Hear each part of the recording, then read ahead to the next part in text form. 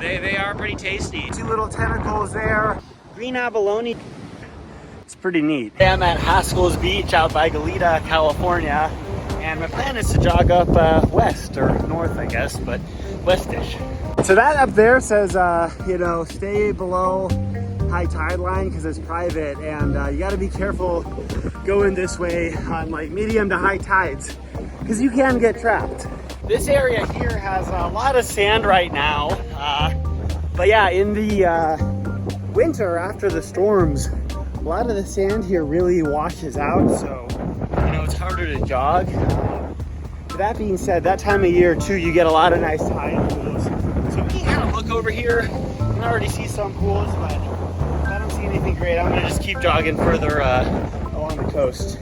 Yeah, beautiful section of beach here, and sure enough, you do have a good amount of tide pools here. So this is a little sea anemone. They do like to contract their tentacles when some prey comes, but I think that guy knows I might not be prey. And yeah, a lot of them here. A lot of tiny crabs too, so maybe I'll just grab one. You can find bigger crabs here, but let's just let's see if I can just get one of them. Yeah, so that's a dead one. I did see a live one. Wait a second, I see a live one. Yeah, all right, there you go. Okay, okay, wow. All right, so this one is actually soft, really soft. So I think this guy molted his shell quite recently. I don't want to crush him, but I'm going to try to show you how soft he is. Yeah, so yeah, all squishy. You know, pretty neat. Usually they have more of a shell, but yeah, we're gonna. Anyways, yeah, let this guy go.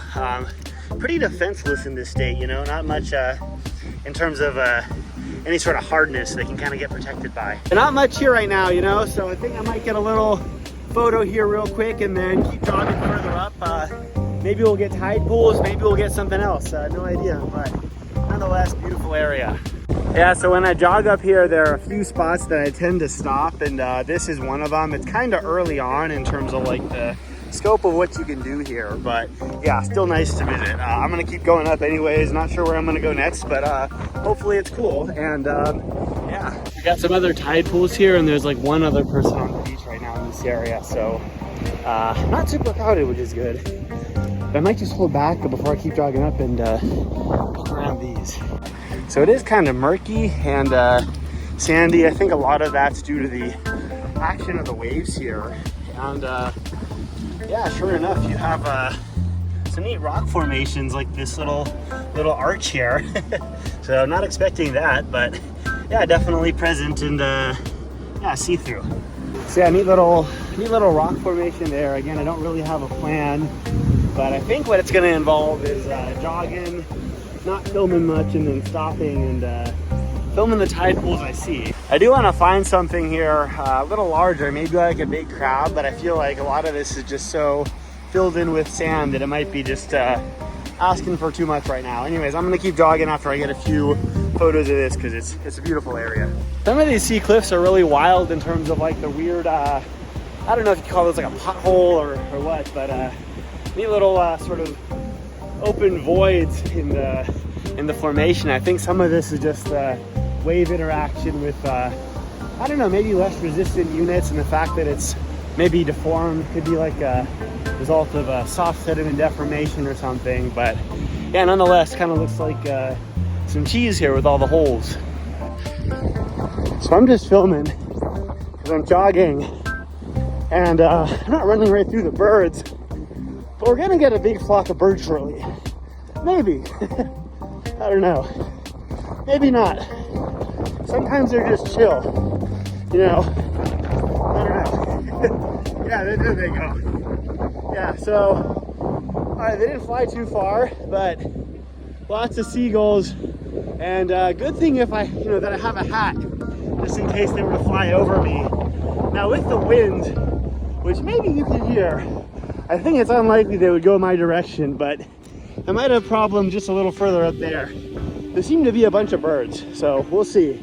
So I'm right around the Naples access point, which is just a little further up that way. There's like an easement through the private property. I'm not going there today, but what I think I might do is walk along this wave-cut platform. As you may be able to see, the water is a lot more clear, and so it'd be easier to spot wildlife just waiting for this compared to the other tide pools further back, which is very murky due to the interaction with the wave and the sand and the rocks. I can't promise anything, you never really can, but keep looking, I'll let you know what I find. Yeah, so it might be windy. Hopefully you can hear me and kind of see how clear it is. The sun is also going down, which does obscure things, but this is what I was talking about in terms of clarity, and if we're lucky we might stumble upon something large moving around, maybe a crab, maybe a fish, I don't know, but yeah, so far pretty neat area, even with I'll say, you know, not exactly tide pools, but yeah, pretty awesome. This is like tide pooling in one very big pool that's shallow, so yeah, it's neat, but I don't know, so far not too much. So I found another good section where I've been probing around you know, kelp and open areas, not kelp, seagrass. Seagrass and open areas for wildlife. It can be hard to find, as I mentioned. Sometimes it may just be a matter of like feeling something or having the seagrass move out of the way the right amount. But yeah, so far not a very prolific day here in terms of catching things that are large. So right here we have a big limpet and a pretty big rock. So I'll go fast. Okay, good. Yes, and so yeah, if you hit him fast enough, you can just do that. It's got its little either mouth or anus there. Yeah, that's its mouth. You kind of see its I don't know, little tentacles. But essentially, you know, this is a limpet, and these guys, you can't eat them raw. I'm not going to eat it now. But below this, between the shell and I guess the muscle part, you have a gut sac. I've eaten the gut sacs. It's people often remove them. But yeah, anyways, that's a limpet for you. And yeah, you can see it's actually even maybe trying to climb out of its shell. So yeah, I'm gonna get a photograph of this real quick and then put him back. But one of these days I'll do a catch and cook here, catch a bunch of limpets and then yeah, boil them and eat them. They are pretty tasty. So yeah. So again, these are extremely common. They're one of the two very easy snails you can just eat. And I would say when you boil them, you know, the gut may have a little bit of flavor, the gut sac, but in general, the meat, it's kind of bland. And yeah, you know, it kind of reminds me of like a ocean noodle with a little more chewiness to it. So yeah, anyways, that cool sea snail. I'm gonna put this snail back. Hopefully it gets some good suction there. It should, yeah, and yeah, but anyways, yeah, you really got to go at them quickly and with a lot of momentum to knock them off, or else they'll really get that suction like the first one did. And yeah, as I may have already mentioned, depending on how I edit this, one of these days I'll come here and do a catch and cook. They're actually very easy to find and catch compared to the larger crabs and whatever else I was hoping to find in these shallow tide pools. So yeah, anyways, let's keep going, and I'll look for a spot with periwinkles, which are also another neat little sea snail that's pretty common you can eat. We have another sea snail here. This is a whelk, and I think, yeah, there's the snail part. So I've actually never cooked these before. One of these days I need to try, and I've seen a bunch of them here. So at certain times of year, these guys are just all over the place, and we'll rinse off the sand, give you a little more clarity here. Yeah, so you can see the two little tentacles there.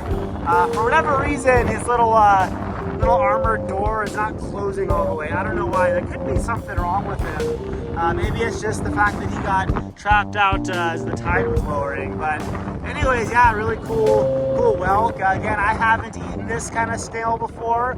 Maybe one of these days I'll try it. But these snails are also very common here too. So good thing to know about. And yeah, I'm gonna get a few photos and let them go soon. Yeah, so I bet these guys would be tasty and definitely larger in terms of like volume of meat per snail. But yeah, one of these days I'll do that. I'm gonna set him down back in the water here. Maybe he'll be able to swim away. It looks like he's starting to close his little snail door, so yeah, that's a good sign. All right, let's set him down here, and hopefully he can get traction onto something.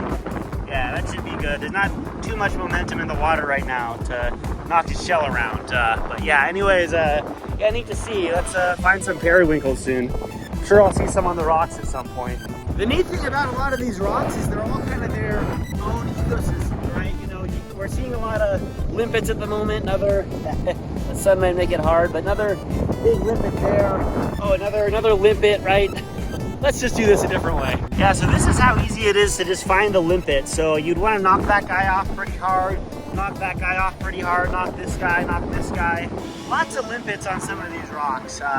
And yeah, you know, you just kind of go up the coast, get a few on each rock, and yeah, you boil them, and you can put them in like a pasta, or just eat them as like a taco, or with a taco, or even on their own. But yeah, anyways, gotta find some periwinkles. They're not common, but apparently not here.